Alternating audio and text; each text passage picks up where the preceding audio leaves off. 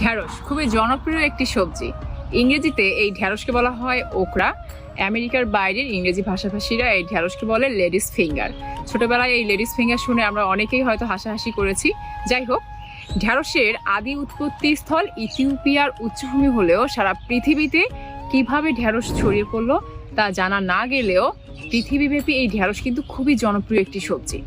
ভর্তা, ভাজি, বিভিন্ন সবজি হিসেবে এই ঢ্যাঁড়স খাওয়া হয়। সব ধরনের মাটিতেই ঢ্যাঁড়স খুব ভালো জন্মে। আমি একটু আপনাদেরকে দেখাই, ঢ্যাঁড়সের ফুলগুলো কিন্তু দেখতে চমৎকার। শুধু ঢ্যাঁড়স খাওয়ার জন্য না, ফুলের সৌন্দর্য উপভোগ করার জন্য কিন্তু বাড়িতে 2-4টা ঢ্যাঁড়সের গাছ আপনারা লাগাতে পারেন। ঢ্যাঁড়সে রয়েছে উচ্চমাত্রার অ্যান্টিঅক্সিডেন্ট, যা ক্যান্সার রোগ সৃষ্টিকারী কোষগুলোকে ধ্বংস করতে সহায়তা করে। আরেকটি বিষয় আপনাদেরকে বলি, এই ঢ্যাঁড়স যখন পেকে যায় তখন কিন্তু এই ঢ্যাঁড়সের সুন্দর আঁশ হয়, যে আঁশগুলো কাগজ তৈরির কাঁচামাল হিসেবে ব্যবহার করা হয়। ঢ্যাঁড়স খুবই জনপ্রিয় একটি সবজি। ইংরেজিতে এই ঢ্যাঁড়সকে বলা হয়